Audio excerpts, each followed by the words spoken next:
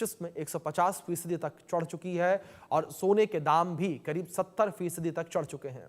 अब सोने चांदी के भाव रिकॉर्ड हुए और रिकॉर्ड हाई के करीब कारोबार कर रहे हैं।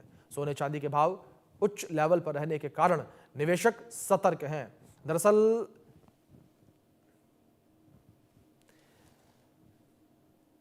दाम बढ़ने के पीछे चीन की रणनीति है। कहा जा रहा है कि चांदी के दाम बढ़ने से डॉलर कमजोर होगा और अमेरिका की अर्थव्यवस्था को पटरी से उतारने के लिए चीन जानबूझकर चांदी की कीमतों से खेल रहा है।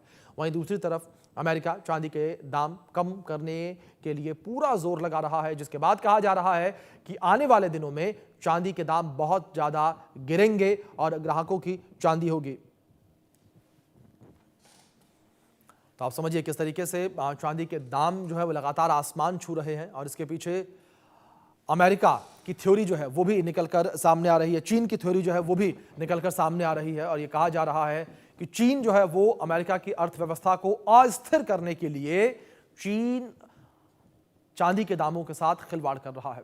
सोने चांदी के भाव में तेजी क्यों आ रही है, इसको लेकर भी एक अपडेट देते हैं। आपको बता दें कि मुनाफा वसूली के बाद सोने चांदी में खरीदारी जो है वो बढ़ गई है और सोने चांदी की जो खरीदारी बढ़ी है ये भी तेजी की एक बड़ी वजह फेडरल रिजर्व बैंक की तरफ से जानकारी भी जो है इसको लेकर निकलकर सामने आई।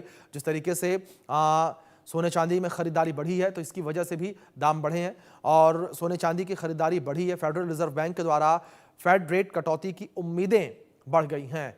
तो आप समझिए इन चीज़ों को किस तरीके से यहाँ पर ये बदलाव जो है वो देखने को मिल रहे हैं।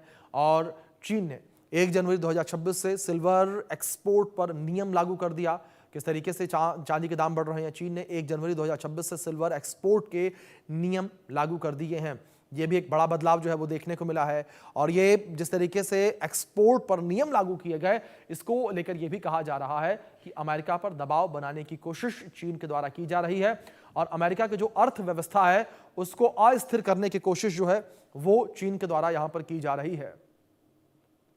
इस वजह से चीन जो है वो